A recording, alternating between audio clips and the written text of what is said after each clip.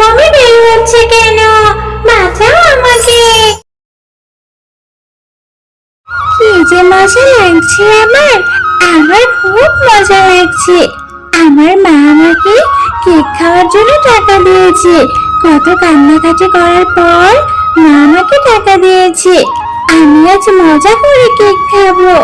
আমি আজ অনেক খুশি। আরে আরে, এটা কি হলো?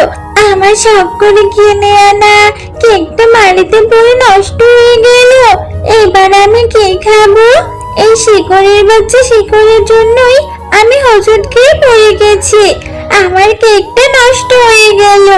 কত কষ্ট করে মায়ের কাছ থেকে টাকা এনেছি, তারপর আমি কেকটা কিনেছি। আরে, আমার শিকড়ে হোঁচট খেয়ে মেয়েটার কেক নষ্ট হয়ে গেল। মেয়েটা কত কান্না করছে। আমার শিকড়গুলো হয়েছে, একদম কথা শোনে না, যেখানে সেখানে ছড়িয়ে ছিটিয়ে পড়ে। এই মেয়ে, শুনো, কেক নষ্ট হয়েছে বলে এত কাঁদতে হয় নাকি? যাও বাড়িতে যাও, বাড়ি গিয়ে টাকা নিয়ে আবার কেক কিনে খাও।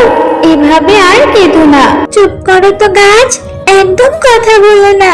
তোমার শিকড়ে হোঁচট খেয়ে তো আমি পড়ে গেছি, আর পড়ে গিয়ে তো আমার কেকটা নষ্ট হলো। আর তুমি কি না বলছো টাকা দিয়ে কেক কিনে খেতে? কেক কেনার টাকা কোথায় পাবো? এই একটা কেক আমি কত কষ্ট করে কিনেছি। তুমি জানো, আমার মা অন্যের বাড়িতে কাজ করে। আমাদের অভাবের সংসার। আমার মা তো একটা কেক কিনে খাওয়াতে পারে না। কত কান্নাকাটি করার পর মায়ের কাছ থেকে টাকা নিয়েছিলাম। আবার কি মা আমাকে টাকা দেবে কেক কেনার জন্য? আমরা কি বড় লোক নাকি? আমরা তো গরিব।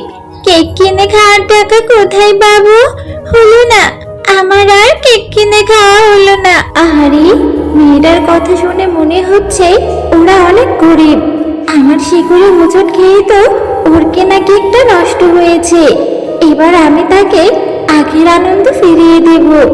আর অনেক দিন হয়ে গেল আমি কাউকে সাহায্য করিনি। আজ যখন সুযোগ এসেছে, এখনই আমি তাকে সাহায্য করব। শোনো মেয়ে, আমার জন্যই তো তোমার ক্ষতি হয়েছে, এর প্রতিকারও আমি করব। আমার গাছে যে ফুলটা দেখছো, এই ফুলটা তুমি বাড়িতে নিয়ে আঙিনায় রোপণ করে দিবে। দেখবে তোমার সব সমস্যা দূর হয়ে যাবে। ঠিক আছে গাছ, তুমি যখন এত করে বলছো, তখন আমি তোমার এই ফুলটা নিয়ে যাচ্ছি। আর তোমার কথা মতো বাড়ির আঙিনায় রোপণ করে দিব। এরপর টুম্পা ফুলটা বাড়িতে নিয়ে যায়। মা টুম্পা, তুই এখানে কি করছিস? আর তোর পাশে এটা কিসের ফুল? ফুল থেকে কেমন একটা ঝাঁঝালো গন্ধ আসছে। কোথা থেকে আনলি রে এই ফুলটা? মা, তোমাকে তো এই ফুলের কথা বলতে ভুলে গেছি। এরপর টুম্পা তার মাকে সমস্ত ঘটনা খুলে বলে। তোর মাথাটা কি ঠিক আছে রে মা? এসব তুই কি বলছিস? গাছ আবার কখনো কথা বলে নাকি? এসব উল্টাপাল্টা কথা বলছিস কেন? আচ্ছা শোন, এসব কথা বাদ দিয়ে ঘরে গিয়ে পড়তে বস। আমি একটু বাঘিনী ভাবির বাড়িতে কাজে যাচ্ছি। এরপর টুম্পা ফুলটি রোপণ করে দেয়।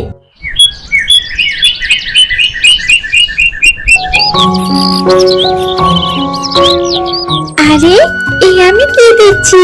কাল যে আমি ফুলটা রোপণ করেছিলাম, সেখানে একটি কত বড় কেকের গাছ হয়েছে। এর জন্যই মনে হয় গাছটি বলেছিল ফুলটা নিয়ে যেতে। আরে টুম্পা, তোকে এত খুশি খুশি লাগছে কেন রে মা? মা, দেখো না, কালকে যে গাছটি ফুলটি রোপণ করতে বলেছিল, সেই ফুল থেকে একটি কেকের গাছ হয়েছে। এখন থেকে তুমি এই গাছে ধরা কেকগুলো বাজারে বিক্রি করতে পারবে, আর আমিও গাছ থেকে কেকগুলো খেতে পারবো। অনেক মজা হবে, তাই না মা? না রে মা, তুই একদম এই গাছ থেকে কেক পেরে খাবি না। ফুল থেকে কেকের গাছ হয়েছে, এটাও কি সম্ভব? আর এটা কোনো খারাপ কিছুর আভাস নয় তো? তুই না কোন না কথা বলা গাছের কথা বলেছিলিস? তুই আমাকে সেই গাছের কাছে নিয়ে চল। আমি দেখতে চাই কোন গাছ তোকে এই ফুল দিয়েছে, যার থেকে এই কেকের গাছটা হয়েছে। ঠিক আছে মা, চলো তুমি, আমি তোমাকে সেই গাছের কাছে নিয়ে যাচ্ছি।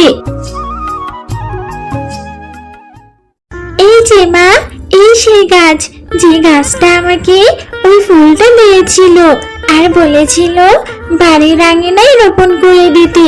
এই গাছ, তুমি আমার মেয়েকে কিসের ফুল দিয়েছিলে যা থেকে কেকের গাছ হয়েছে? কোনো খারাপ কিছুর উদ্দেশ্য নেই তো তোমার? নিশ্চয়ই এই কেকগুলো খেলে আমাদের ক্ষতি হয়ে যেত। না গো, তুমি সম্পূর্ণ ভুল ভাবছো আমাকে। তোমার মেয়ের মুখে শুনেছি তোমরা নাকি খুব গরিব, তাই তো এই ফুলের মাধ্যমে তোমাদের সাহায্য করতে চেয়েছি। এই ফুলটি হলো জাদুর ফুল। এই ফুলের মাধ্যমে যে গাছ হবে সেই গাছে জাদুর কেক ধরবে, আর তোমরা সেই কেক খেতেও পারবে, আবার বিক্রিও করতে পারবে। এতে করে তোমাদের সংসারে সব অভাব দূর হয়ে যাবে। আমার কোনো অসৎ উদ্দেশ্য নেই গো, বিশ্বাস করো আমাকে। গাছ, তুমি সত্যি আমাদের সাহায্য করার জন্য কেকের গাছটা দিয়েছো? তুমি অনেক ভালো। আমি অবশ্যই গাছে ধরা কেকগুলো বাজারে বিক্রি করব, আর আমাদের সংসারের অভাবও দূর করব। তবে হ্যাঁ, এই গাছে শুধুমাত্র দুইবারই কেক ধরবে, রাতের বেলা ও দিনের বেলা। দিনের বেলার কেকগুলো তোমরা খেতেও পারবে, আবার বাজারে বিক্রিও করতে পারবে। আর রাতের কেকগুলো তোমরা ভুলেও ছোবে না। যাও, তোমরা এখন বাড়ি ফিরে যাও। টুম্পা, চল আমরা এই গাছের সব কেকগুলো বাজারে নিয়ে গিয়ে বিক্রি করি। কেকগুলো দেখে মনে হচ্ছে খেতে অনেক সুস্বাদু হবে। নিশ্চয়ই বাজারের সবাই কেকগুলো নেবে, আর গাছে ধরা কেকগুলো বিক্রি করে আমরা অনেক টাকা লাভ করতে পারবো। হ্যাঁ মা, তুমি ঠিক কথাই বলেছো। গাছটা আমাদের কত উপকার করলো। এখন আমি সব সময় কেক খেতে পারবো। এরপর টুম্পা ও টুম্পার মা সেই গাছে ধরা কেকগুলো পেরে নিয়ে বাজারে বিক্রি করতে যায়। আমি এর জন্যই তো অপেক্ষা করছিলাম। আমি জানতাম ওই গাছ কাউকে না কাউকে সাহায্য করবে। ওই গাছের আমি একদিন অনেক ফুল নষ্ট করেছিলাম বলে গাছ আমাকে অনেক শাস্তি দিয়েছিল। সে বলেছিল তার ফুলে নাকি গরিবদের সাহায্য করবে, এই বলে আমাকে অনেক শাস্তি দিয়েছিল। সেদিন আমি শপথ করেছিলাম যদি কোনোদিন ওই গাছ কাউকে সাহায্য করে, সেই সাহায্য করার জিনিস আমি নষ্ট করে দেব। আজ এই শেফা শিয়ালিনীর মেয়েকে কেকের গাছ দিয়ে সাহায্য করেছে, তাই না? দাঁড়া, আমি তোদের কেকের গাছটা আজই নষ্ট করে দেব। এই তো সেই জাদুর কেকের গাছ। আমি এক্ষুনি সমস্ত কেক খেয়ে গাছটাকে নষ্ট করে দেব।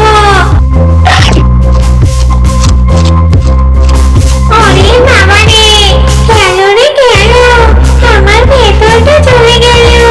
আমার মুখ থেকে রক্ত বমি বের হচ্ছে কেন? বাঁচাও আমাকে, বাঁচাও।